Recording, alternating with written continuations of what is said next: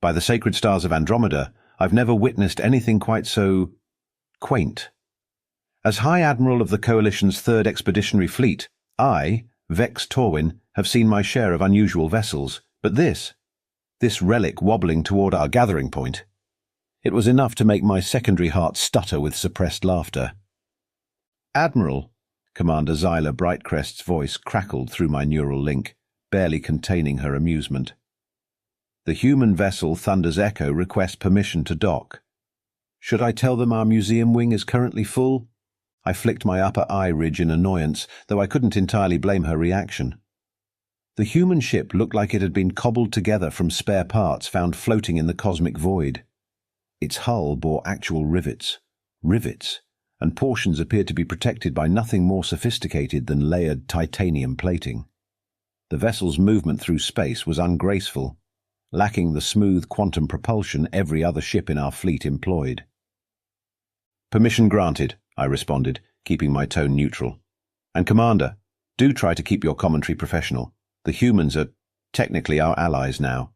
The gathered Coalition fleet, 47 ships of gleaming quantum-forged beauty, parted like a school of startled fish as Thunder's Echo lumbered into position.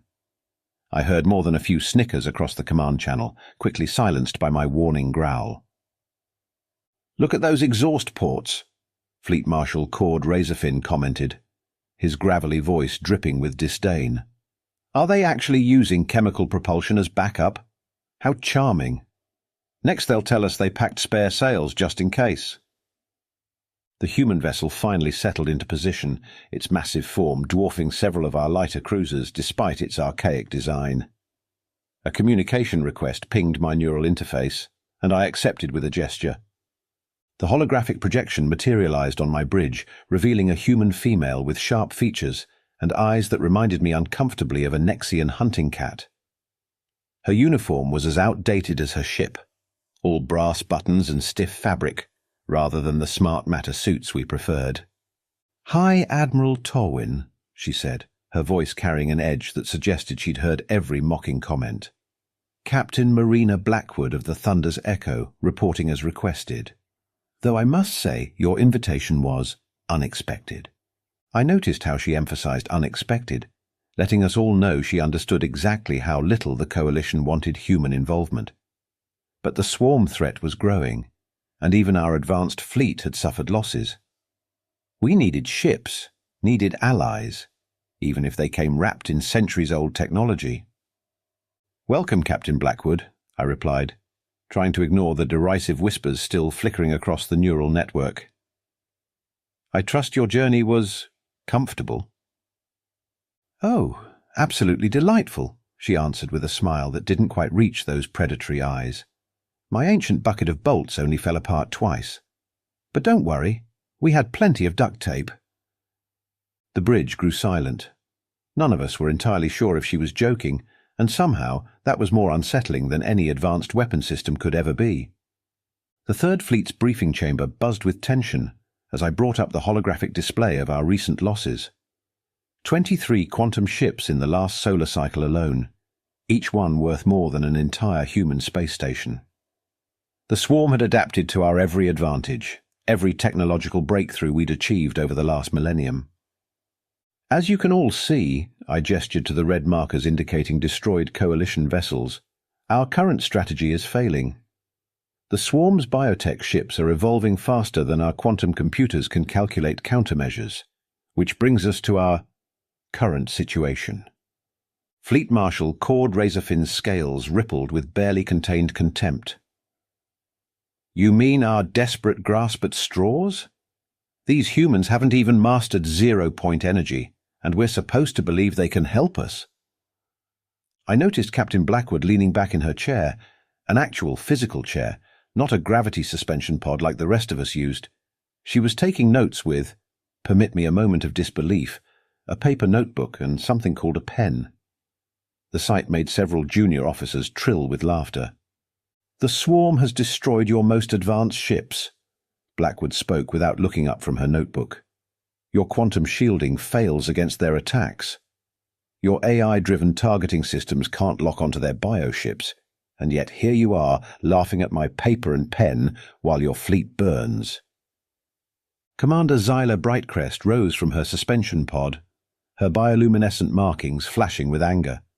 "Watch your tone, human! Your species was still burning fossil fuels when we mastered interstellar travel." "Precisely." Blackwood finally looked up, tapping her pen against the notebook. "We learned to fight the hard way. No quantum shortcuts, no AI assistance, just blood, sweat, and centuries of trying to kill each other with whatever we could get our hands on." I took the opportunity to bring up the specifications of Thunder's Echo. The massive vessel was a contradiction in terms, a hybrid of technologies spanning 500 years of human development. Its hull was indeed riveted titanium plates, layered like the scales of an ancient earth animal called a pangolin. But between those plates, vacuum chambers housing quantum-entangled particles, creating a shield unlike anything in our database. The Thunder's Echo, I explained to the gathered officers, represents what humans call a kitchen sink approach. Their engineers took every weapon, every defense mechanism their species ever developed, and found ways T. The diplomatic summit was going exactly as poorly as one would expect when the swarm attacked. Our quantum sensors detected nothing, right until the moment 3 bioships materialized inside our defense perimeter. Of course they did. They had already adapted to our latest detection algorithms. "All ships, battle formations!" I barked into the neural network. "Quantum shields at maximum. Targeting systems." "Targeting systems failing to acquire lock," Commander Zyla's voice cut through the chaos. "They've evolved some kind of metamaterial coating. Our weapons can't—" The rest of her sentence disappeared in a burst of static as a swarm tendril pierced her ship's quantum shields like they weren't even there. Through my command viewport, I watched in horror as 2 more Coalition vessels succumbed to similar attacks. Their quantum drives imploded, creating brief, beautiful ripples in space-time before winking out of existence. "Well now, this is properly interesting," Captain Blackwood's voice crackled through ancient radio waves. Actual radio waves. "Thunder's Echo to all Coalition ships. Switch to frequency 14.8 megahertz if you want to see what we're seeing." Curiosity overcame protocol, and I ordered my communications officer to comply. The moment we switched, a crude 2-dimensional radar display sputtered to life on our auxiliary screen. There they were, clear as starlight, 5 swarm vessels, not 3. "By the void," Fleet Marshal Razorfin breathed.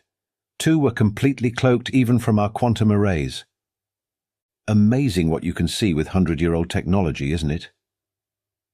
Blackwood's voice carried that insufferable smugness again. Thunder's Echo requesting permission to engage, unless you'd prefer to watch more of your ships become cosmic debris. Before I could respond, Thunder's Echo's engines roared to life, actual fusion fire spewing from chemical thrusters. The ungainly ship moved with all the grace of a wounded space whale, belching what appeared to be actual smoke from its lateral ports. "Are they on fire?" someone asked through the command channel. "Their ship is actually on fire." "Nope," Blackwood's reply came cheerfully. "That's just our chaff cloud. Old Earth naval trick. Watch this." The smoke wasn't smoke at all. It was a cloud of metallic particles and— were those ball bearings? The cloud spread through space, carried by the Echo's momentum. When it reached the nearest swarm vessel, its bioelectric field went haywire. "Fun fact about biological ships," Blackwood narrated as Thunder's Echo turned its broadside toward the confused swarm vessel. "They need to breathe, just like any living thing, and they really hate getting metal dust in their ventilation systems." What happened next defied every principle of modern space combat. Thunder's Echo's hull plates shifted, revealing row after row of what looked like oversized pipe organs. The sound that came through our radio connection was deafening. The thunderous roar of chemical explosions. Projectiles, physical, solid projectiles, erupted from the Echo's side. Not energy weapons, not quantum torpedoes, but actual chunks of tungsten accelerated to relativistic speeds by magnetic coils powered by steam turbines. The swarm vessel's biological armor evolved to disperse energy weapons and deflect quantum matter. Port-side weapons, you say? I watched as Thunder's Echo gracefully pivoted, well, as gracefully as a spaceborne junkyard could pivot.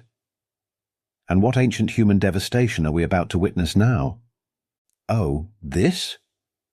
Blackwood's voice dripped with feigned innocence. Just a little thing we borrowed from Earth's Second World War.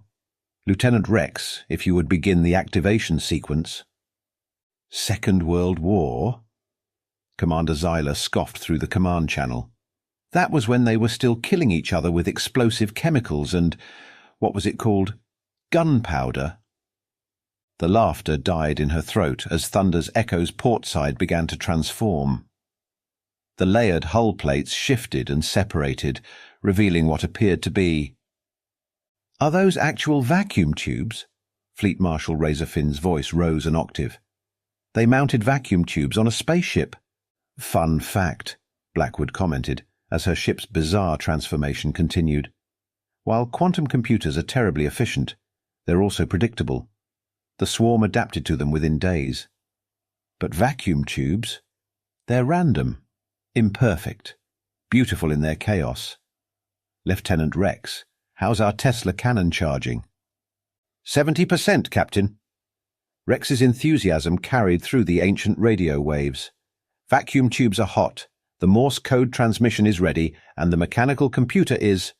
computing. The remaining swarm ships had regrouped, their biological hulls rippling as they tried to adapt to Thunder's Echo's previous attacks. They were learning, evolving, but they were evolving to counter threats from the wrong century. That's when I saw it. Behind the vacuum tubes and mechanical switches, nestled between the chemical thrusters and ballistic weapons, were quantum capacitors. Not the sleek, modern ones we used, but crude, oversized monstrosities that looked like they'd been hammered together in a back-alley workshop. Captain Blackwood, I transmitted, my voice steady despite my growing unease. Those quantum capacitors aren't rated for military use. Nope. She sounded positively gleeful. They're actually reverse-engineered from a broken food replicator. We figured out quantum technology years ago. We just decided it was more fun to use it creatively. Thunder's Echo's port side now bristled with what looked like giant copper coils, crackling with electrical discharge. The quantum capacitors hummed at a frequency that made my teeth itch. And was that... Is that a Tesla coil? Someone asked in horrified fascination. The biggest one ever built, Rex announced proudly. Quantum-enhanced, mechanically controlled and powered by good old-fashioned steam turbines. We call it the Franklin's Fury. The remaining swarm ships recognized the threat too late. They tried to retreat, their biological hulls already attempting to adapt to whatever this new weapon might be. But they were adapting to protect against quantum attacks, energy weapons, or physical projectiles. They weren't prepared for lightning. Quantum-enhanced, magnetically contained, artificially generated lightning. The bolt that erupted from Thunder's Echo's port side wasn't just electricity. It was a quantum-guided stream of plasma contained within a magnetic bottle generated by technology that belonged in a museum. It struck the nearest swarm ship and connected. You see, Blackwood explained as the swarm vessel convulsed. Biological ships have one major weakness. They're basically giant spacefaring nervous systems. And you know what doesn't play nice with nervous systems? A few million volts of artificially generated lightning. The swarm ship's biological circuits overloaded. Its evolutionary adaptations, designed to counter modern weapons, were worse than useless against this primitive onslaught. As it writhed, Thunder's Echo's mechanical computer, an actual mechanical computer with gears and levers, calculated the chain lightning effect. The quantum capacitors discharged through the vacuum tubes, the Tesla coils sang their electrical song. And the remaining swarm ships learned a lesson about human ingenuity that they wouldn't survive to pass on to their hive. That's... Commander Zyler's voice was barely a whisper. That's impossible. You can't just combine quantum technology with primitive electrical discharge weapons. Can't? Blackwood chuckled. My dear Commander, humanity's greatest achievements have always started with someone saying something couldn't be done. Now, would you like to see what happens when we route the quantum discharge through our collection of vintage Soviet radar arrays? I promise it's quite spectacular. I watched as Thunder's Echo's hull continued to unfold like some demented mechanical flower, revealing layer after layer of impossible technological combinations. And for the first time since the Swarm War began, I felt something dangerously close to hope. No one expected the Swarm's primary assault fleet to arrive so soon. One moment our quantum scanners showed clear space. The next, 37 bioships dropped out of faster-than-light travel, their massive forms blotting out the stars. "Well," Captain Blackwood's calm voice crackled through the radio waves, "looks like the party's about to get interesting." The Coalition fleet's response was textbook perfect. Energy weapons powered up, quantum shields snapped into place, and targeting computers calculated optimal firing solutions, for all the good it did us.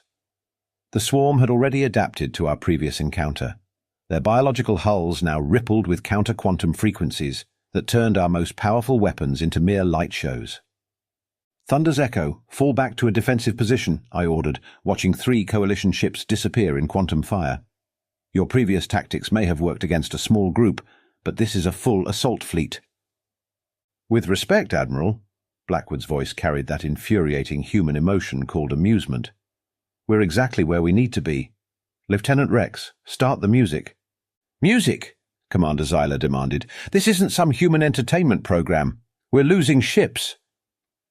As if to emphasize her point, 2 more Coalition vessels vanished, their quantum cores overloaded by the Swarm's adaptive weapons.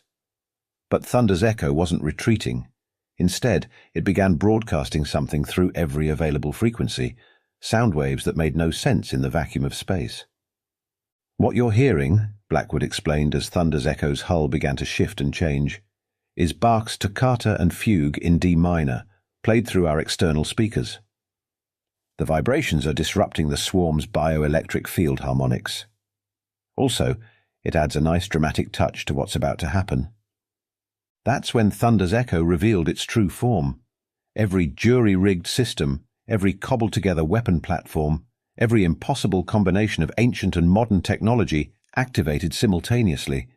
The ship's outer hull peeled back like a blooming flower made of titanium and spite.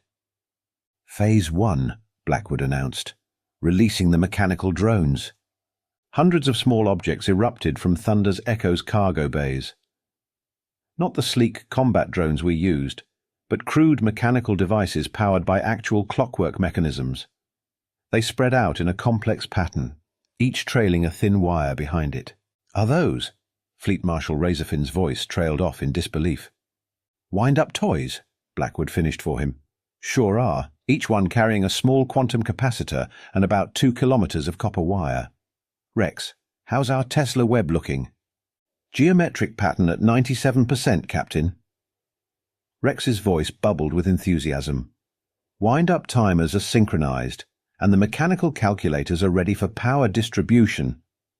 The Swarm ships, initially confused by the cloud of primitive machines, moved to intercept. That was their first mistake. The moment they entered the drone field, Thunder's Echo's port and starboard Tesla arrays powered up.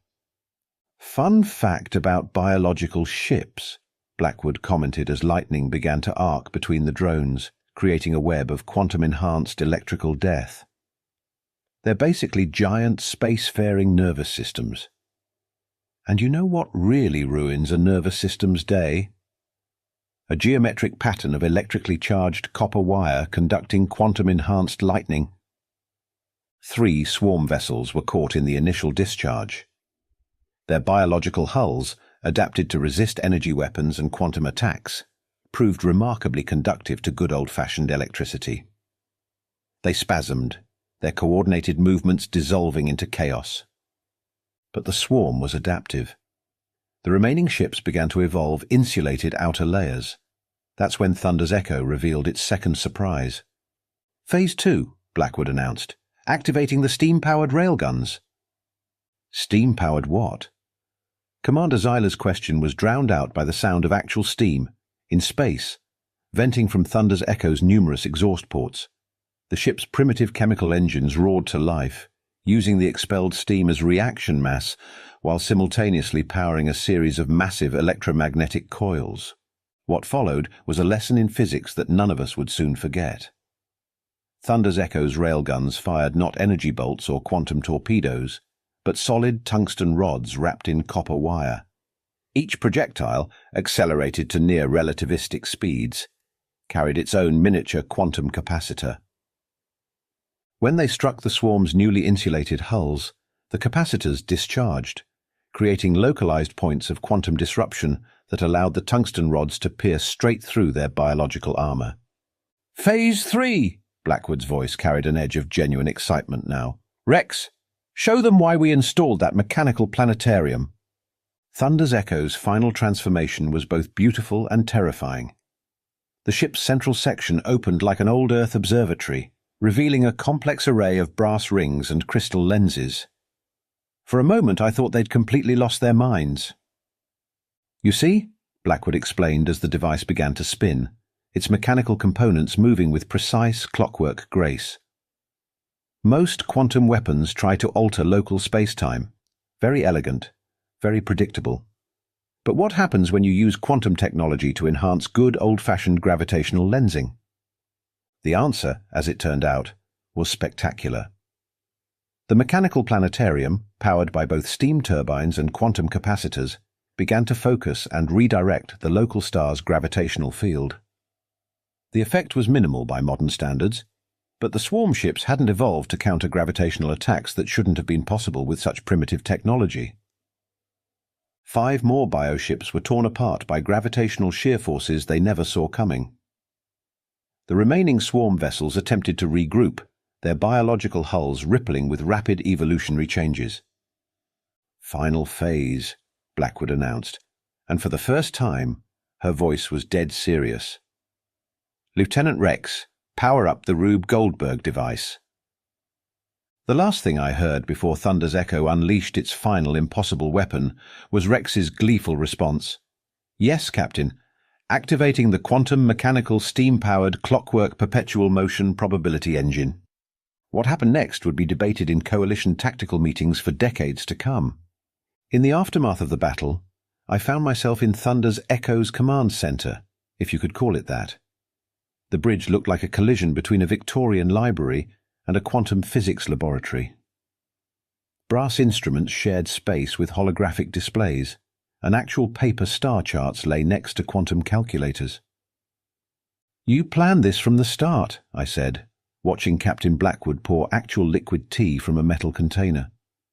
She offered me a cup, which I reluctantly accepted with my primary appendage. The outdated technology, the seemingly primitive weapons, it was all deliberate. "Admiral," she smiled, settling into her captain's chair, an antique wooden thing that creaked ominously. "Humanity's greatest strength isn't our technology.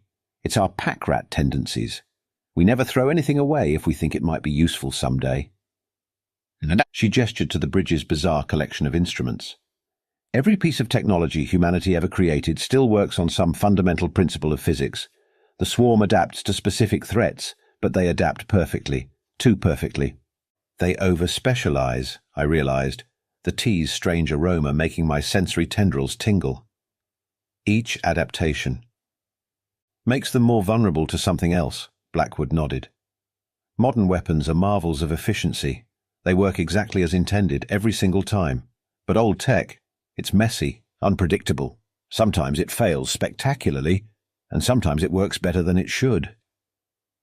She pressed a button, an actual physical button, and a holographic display sparked to life, projected through what appeared to be a modified Victorian magic lantern. "Thunder's Echo isn't one ship. It's every ship humanity ever dreamed of, cobbled together with duct tape, quantum physics, and sheer audacity. The steam engines provide backup power when quantum systems fail. The mechanical computers can't be hacked because they're not computers in any modern sense. The vacuum tubes introduce random variables that the swarm can't predict. Even the tea kettle," she lifted her cup, "is part of the backup cooling system for the quantum core." Lieutenant Rex appeared, carrying what looked like a child's toy, a series of brass rings that moved in complex patterns. This, he said proudly, is our targeting computer's random number generator. It's powered by the ship's vibrations and the crew's movements. No two firing solutions are ever exactly the same. You turned unpredictability into a weapon, I said, finally understanding. Every adaptation the swarm makes to counter one system leaves them vulnerable to 3 others. Exactly, Blackwood beamed. Modern warfare is like a perfect game of chess, but humanity, we're playing quantum dice with loaded steam-powered coins while reading tarot cards made of circuit boards. The swarm can't adapt to our strategies because even we don't know what we're going to try next. She stood, walking to a window, an actual glass window, and gazed at the debris field that had once been a swarm assault fleet. The greatest military minds in human history agreed on one thing. The moment you become too reliant on any single type of technology, you've already lost. So we kept everything, every innovation, every crazy idea, every piece of tech that was too ridiculous to work, but worked anyway. We didn't build Thunder's Echo to fight the future, she concluded, her reflection smiling in the ancient glass. We built it to fight with everything humanity ever was. The Coalition's next fleet gathering looked very different. Ships of every species now sported what they called hybrid retrofits. Quantum cores paired with mechanical backups, energy weapons alongside chemical propulsion systems. Some had even mounted actual projectile weapons, though none quite matched Thunder's Echo's infamous broadsides. "Quite a change from 3 months ago," Captain Blackwood commented, standing beside me on my flagship's observation deck. She was drinking tea again, watching Coalition engineers swarm over her ship like eager students.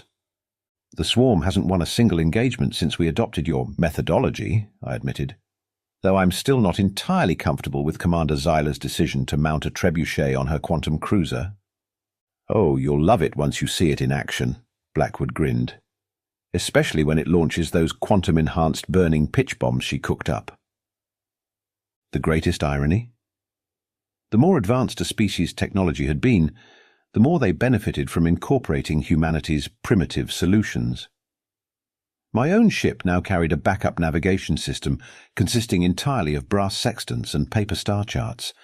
It had saved our lives twice already. Thunder's Echo became more than a legend. It became a teaching vessel. Every Coalition captain now had to serve at least one tour aboard her, learning to navigate by stars, fire weapons with manual triggers, and yes, make tea with actual hot water.